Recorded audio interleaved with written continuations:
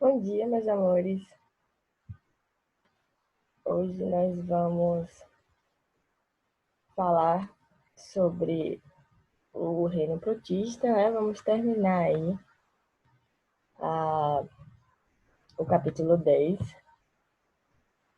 Nós sabemos que o reino protista ele é formado por algas e protozoários, né? Nós já estudamos alguns tipos de algas e vamos dar continuidade falando sobre a reprodução das algas.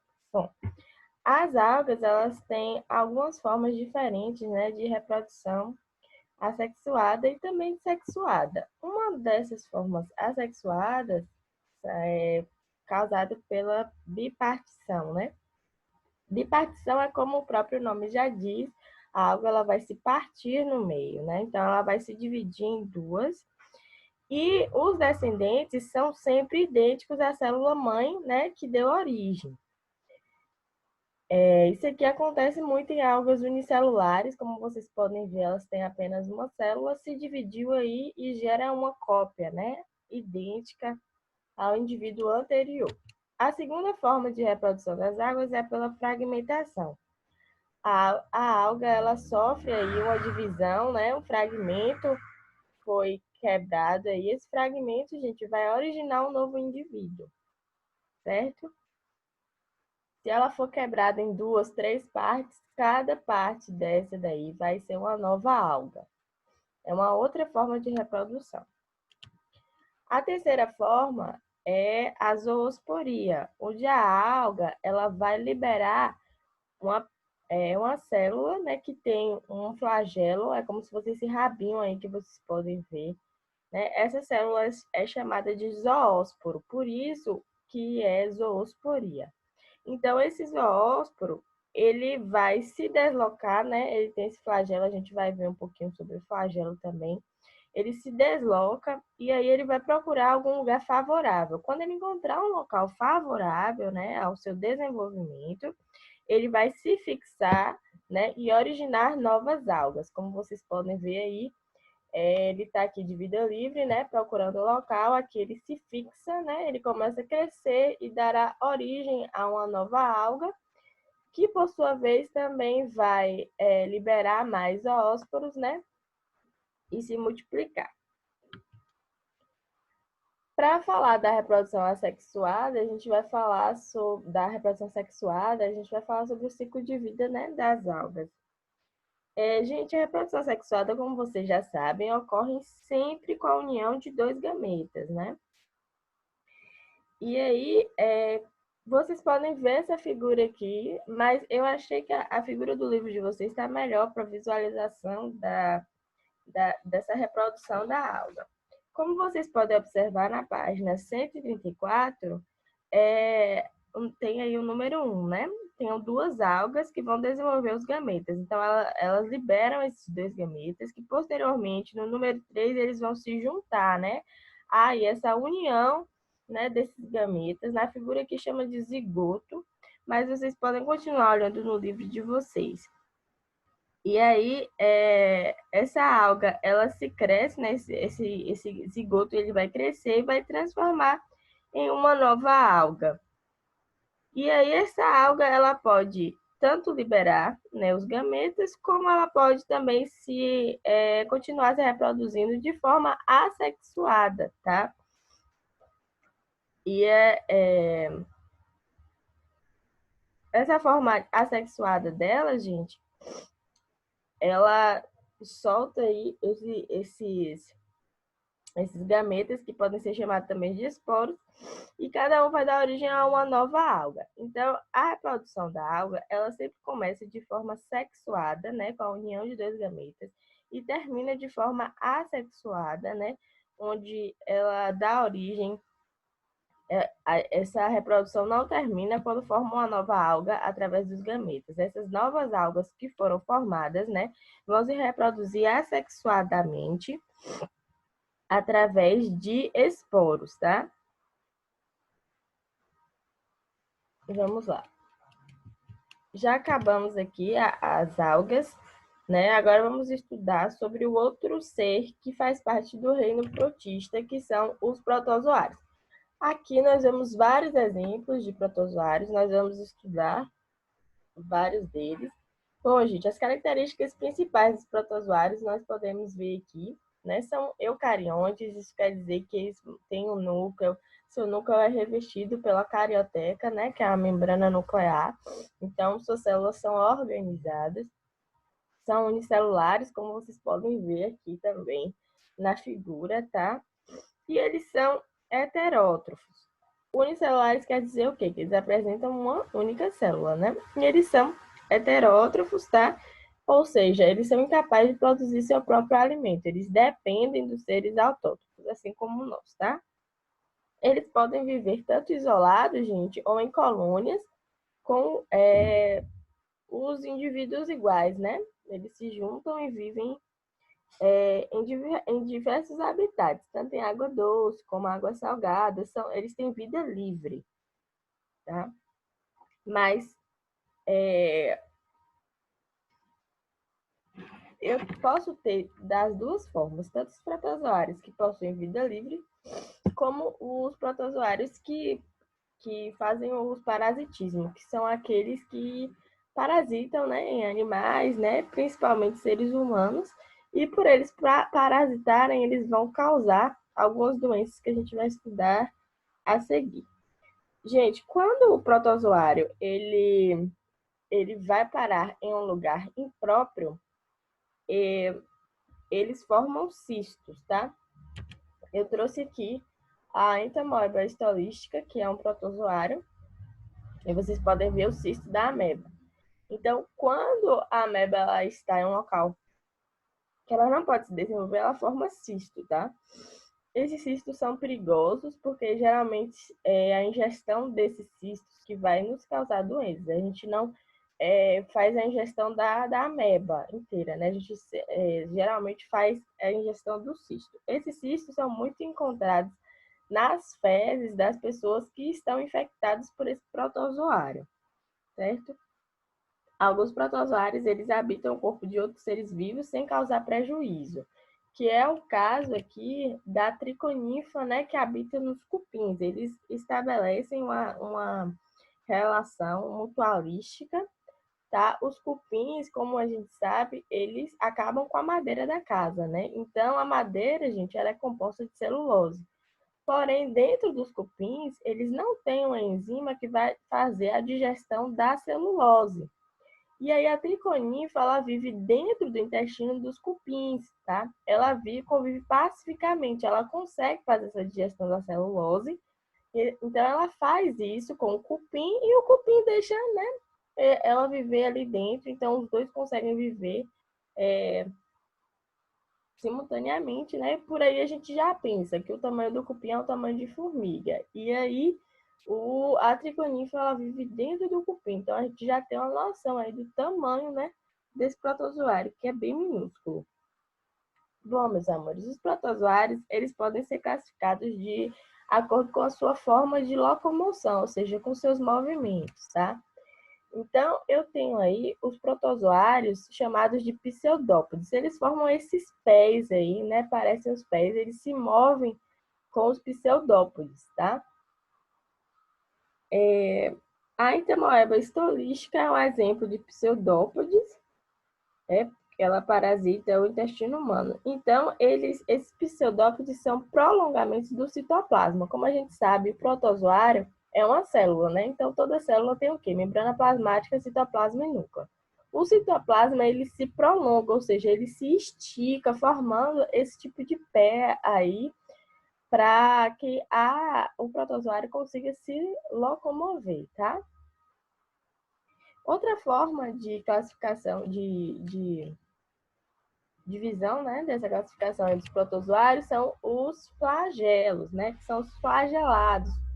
Os protozoários flagelados, eles possuem esses rabinhos aí, como vocês podem ver nas figuras, eu tenho vários aí, né, esses rabinhos são chamados de flagelos. Os protozoários que possuem flagelos são chamados de flagelados. Geralmente são os causadores de doença, tá? Esse flagelo, ele sempre se bate, né? É como se fosse um chicote, ele se bate. E aí o protozoário, ele consegue se movimentar, consegue locomover mesmo aonde ele estiver, tá? Eu tenho aí o Trypanosoma cruzi, que a gente conhece muito, tem o causador da leishmaniose, que a gente vai falar, né, do calazar. Tem aí o que causa a doença do sono. Ah, Tia Liz, eu durmo muito, quer dizer que eu tô com doença de sono? Não, gente, é uma doença bem severa mesmo, tá? Depois vocês dão uma pesquisadinha sobre ela. Tem o Trichomonas vaginalis, né? E a giardia também é muito conhecida. Gente, às vezes a gente olha assim essas doenças e pensa que são causadas por vermes. Então a gente tem que saber diferenciar as doenças causadas por vírus, bactérias, vermes e protozoários. A ameba mesmo é muito confundida como uma doença vermífuga e não é. Mas como nós vimos, são doenças causadas por protozoários. Os flagelos, tanto os protozoários pode ter um, pode ter dois e pode ter vários, como você pode observar aí. Porém, os cílios, gente, eles vão ser muito mais numerosos que os flagelos. Os cílios, eles parecem os cílios mesmo, eles ficam aí em volta do protozoário, né? São muitos, bem mais numerosos que os flagelos. E os protozoários que se movimentam através dos cílios são chamados de protozoários ciliados, né? A gente pode ver aí o paramécio, que é um exemplo muito bom. Eles têm vida livre, tá? Né? Podem habitar aí em água doce, água salgada. E existe alguns que causam mal aos seres humanos, né?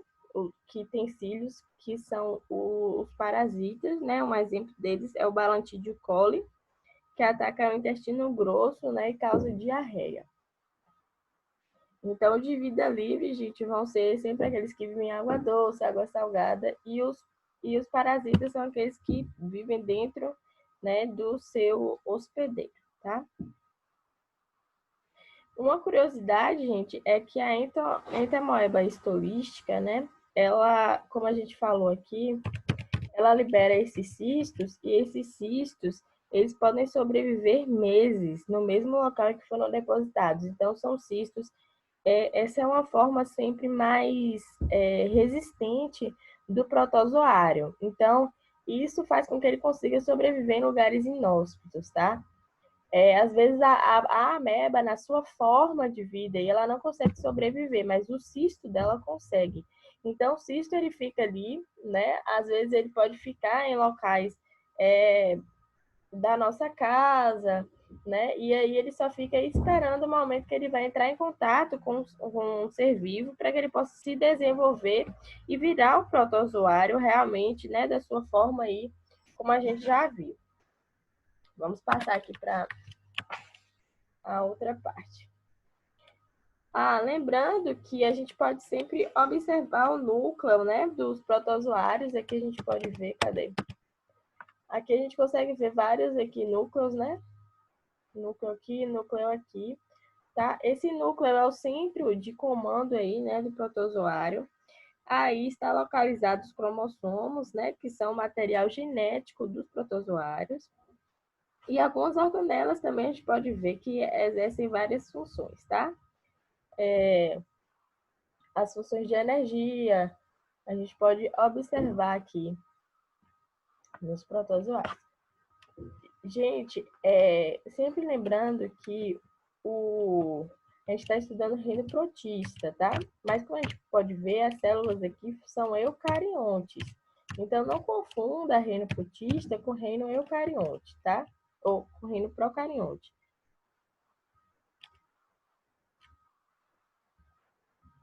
Perdão, gente, não confunda o reino protista que tem as células procariontes. O reino protista tem as células eucariontes. Eu acabei confundindo aqui, acabei me atrapalhando com o slide. Vamos falar sobre a reprodução, né, dos protozoários. Geralmente, a maioria das vezes, os protozoários sempre vão se reproduzir de forma assexuada, por bipartição, como a gente pode observar nessa figura. A gente já conhece essa forma de reprodução, né? Ele vai duplicar aí o seu núcleo, né? E aí, depois de duplicado, de estar bem formadinho o próximo protozoário, ele se divide e a célula filha será idêntica à célula original, tá? A reprodução sexuada, gente, é bem pouco frequente, né? E acontece por conjugação, que a gente já estudou. Bom, agora tem aí a página 137 que vocês podem responder aí rapidinho, que a gente vai dar introdução a algumas protozooses, né? Que são os protozoários que vivem de forma parasitária, que geram malefícios aos seus hospedeiros, tá? São doenças causadas por protozoários. E a primeira é muito conhecida, que é a amebíase. Ela é causada, né, pela entamoeba histolística, que a gente já falou aqui, já mostrou, né? Também conhecida de ameba. Como a gente já falou, gente, o indivíduo ele vai ingerir os cistos da ameba, tá? E aí o cisto, ele vai lá para o intestino da pessoa e vai liberar as amebas, certo? Essas amebas, elas vão se multiplicar aí dentro do intestino, como vocês podem ver, e vão causar alguns problemas em relação a, aos vasos sanguíneos aí. Elas vão ferir mesmo o intestino, elas vão ingerir as hemácias, que são as células do sangue, e por isso elas provocam algumas doenças, né? Como algumas hemorragias. Elas provocam algumas hemorragias, né, na diarreia. Então a pessoa pode apresentar diarreia com sangue. Como vocês podem ver, os cistos eles estão aí no intestino, né? Então o nosso alimento ele vai chegar até o intestino para se transformar em fezes, né? Então, quando as fezes elas passam aí pelo intestino, elas já vão sair contaminadas com as amebas, né? Os cistos das amebas. Então, se a pessoa defecar em algum local perto de rio ou perto de plantações, né? As pessoas podem fazer essa ingestão aí, tanto da água como dos alimentos contaminados. Por isso que a gente sempre tem que ter cuidado com tudo que a gente ingere. Às vezes a gente pode pegar uma fruta lá, né? Ou até mesmo uma alface, uma couve, um repolho e não lavar. A gente sempre tem que fazer essa limpeza antes de ingerir esses alimentos, justamente por causa desses cistos, que são realmente difíceis de eliminar, certo? No livro de vocês trazem aqui são os sintomas, tá, gente? Pode causar diarreia, dor abdominal, eliminação de sangue, né, por conta das hemácias que elas ingerem. E também pode causar febre, calafrios, enjoo, cansaço, vômito e náusea, tá? São os sintomas. O livro de vocês traz algumas medidas para combater a amebíase, né? Que é a proteção da água, como eu já falei, higiene pública e adequada. Quando a gente fala de higiene pública e adequada, a gente está falando de banheiro também, né? Ao utilizar o banheiro coletivo, a gente pode ser contaminado, por isso que o ideal é que a gente forre o vaso ou tente não sentar no vaso, né? Mas se não houver como não sentar no vaso, a gente dá uma forrada ali com papel higiênico para tentar se prevenir, certo? Uso de instalações sanitárias adequadas. Quando a gente fala assim, utilização de sanitária adequada, né? Todo mundo tem banheiro em casa, mas nem todo mundo tem banheiro, né? A gente sabe que em zona rural, às vezes as pessoas são desfavorecidas, né?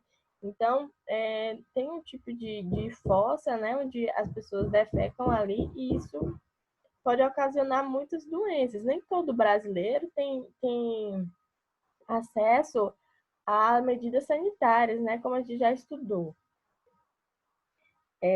Lavagem cuidadosa dos alimentos, principalmente frutas e verduras, porque são alimentos que a gente come cru. Então, o ideal é que a gente lave bem esses alimentos. Tem gente que usa muito água sanitária, né? Deixa ali de molho, certo? O tratamento da amebíase, gente, é com medicamentos, né, que vão matar o parasita. E quando esses sintomas aí são muito fortes, né, a gente também toma medicação para diminuir aí os sintomas, né, e sarar os sintomas. A próxima doença é a doença de Chagas, né? Tia Liz, mas a doença de Chagas é causada por um barbeiro. Gente, o barbeiro aqui, ele só vai ser o vetor da doença, né? A doença mesmo é causada por um protozoário, como vocês podem observar aí no desenho. Esse protozoário é o Trypanosoma cruzi, né? para que a pessoa possa ser contaminada, ele tem que entrar na corrente sanguínea da pessoa. Se ele não entrar na corrente sanguínea, a pessoa não vai ser contaminada. Então, como é que ele consegue entrar? Aqui, nós temos um exemplo aqui na figura, né? O barbeiro, ele pica uma pessoa infectada com um parasita, e aí o parasita vai parar no intestino do barbeiro. Então, toda doença, eu tenho um início. Eu não posso deduzir que todos os barbeiros são contaminados. Para que o barbeiro ele seja contaminado com o Trypanosoma cruzi, ele precisa inicialmente morder alguma pessoa doente, certo? Então, o barbeiro ele foi contaminado aí, né? Porque ele mordeu a pessoa contaminada. E aí ele segue, né? Para transmitir essa doença, mesmo que seja involuntariamente, né? Ele vai morder, porque ele se alimenta de sangue, né? Então ele vai morder outras pessoas. E quando ele morde, ele tem a mania de defecar no local onde ele mordeu. Então, as fezes, gente, do barbeiro. Peraí, que tá passando um carro aqui. Deixa o carro passar.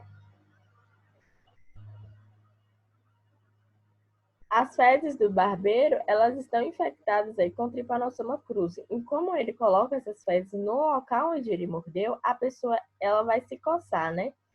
E aí, os protozoários que estão nas fezes do barbeiro vai entrar na corrente sanguínea da pessoa pelo buraco que ele deixou na mordida. Ao se coçar, a pessoa acaba levando as fezes do barbeiro para o local da mordida, né? Para o buraco. Ah, então é só não se coçar. Geralmente o barbeiro morde à noite e a gente faz esse ato involuntariamente, né? Então, ao se coçar, ele leva essas fezes para o buraco mesmo e dá mordida e pronto. O Trypanosoma ele consegue penetrar na corrente sanguínea. Eles invadem primeiro as células da pele e em seguida vão para a circulação sanguínea. Na fase assintomática, ou seja, sem sintomas, os tripanosomas eles ficam nas fibras musculares. Gente, o tripanossoma ele causa algumas inflamações do coração, da meninge, né, que vai ocasionar meningite, e também encefalite, tá? Ele sai causando essas inflamações no corpo. Ele também pode ser transmitido, como a gente sabe, tem que ser por via sanguínea, né? Então, ele pode ser transmitido por transfusão de sangue ou de forma congênita, né? Onde a grávida, a gestante, a mãe passa para o filho dentro da barriga, ou ainda pela amamentação também pode ser transmitido. O ideal para que a gente apague a doença de Chagas seria a gente combater o vetor, né? Que é o barbeiro com inseticidas. O ideal mesmo não é os inseticidas, porque a gente já estudou que os inseticidas eles fazem muito mal à natureza, né? Mas se não houver, né, outra forma, vai ser os inseticidas mesmo. A substituição de moradias de bairro e madeira, né, por outras.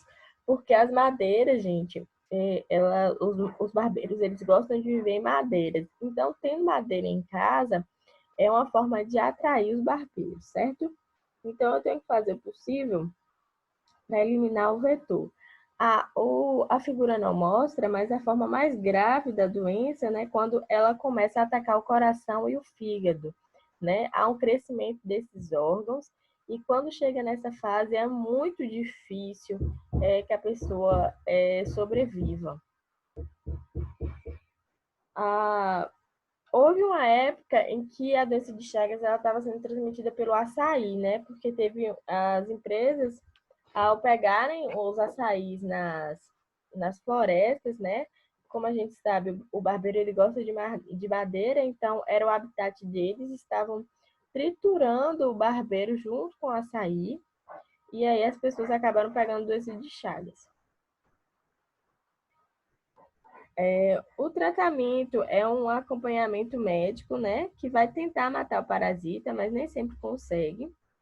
Se a doença evoluir para a forma crônica, como eu falei, vai tentar diminuir a progressão da doença, né? Por isso que tem que sempre descobrir na forma inicial para ver se consegue se curar. Na forma crônica, que é a fase mais avançada da doença, só vai tentar conter aí a doença, né? Porque a cura já é bem mais difícil.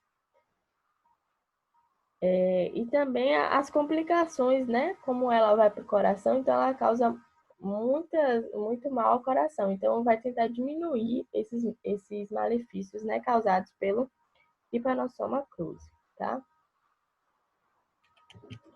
Agora, vamos falar sobre o calazar. Gente, essa é a doença chamada leishmaniose visceral, né? Porém, é mais conhecida como calazar. Graças a Deus, na nossa cidade, né, não é uma região endêmica para o calazar. É uma doença causada pelo protozoário, né, Leishmania chagas. Ele se instala nos órgãos internos, ele causa crescimento do baço, do fígado, pode causar também anemia, queda de cabelos e, e é transmitido pela picada de um mosquito, né? Porém, infelizmente, os cachorros acabam se tornando vetores da doença.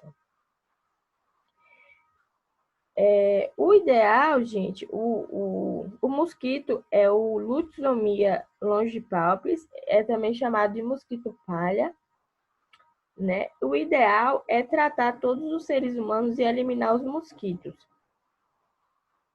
Os seres humanos, eles podem ser tratados, porém, os animais, os cachorros, eles não têm nenhum tratamento para cachorro. E aí acaba tendo que sacrificar, né? O que é muito triste. Porque os cães, eles ficam com alguma ferida no corpo. E aí tem que sacrificar mesmo. Infelizmente, mesmo que a ferida seja pequenininha. E aí é muito triste, assim, eu já tive eu morei em Jequié e lá é bem endêmica pro calazar. E eu tive uma amiga que ela chorou dias e dias e dias porque a cachorrinha dela pegou, né? Ficou bem uma feridinha pequenininha e teve que sacrificar.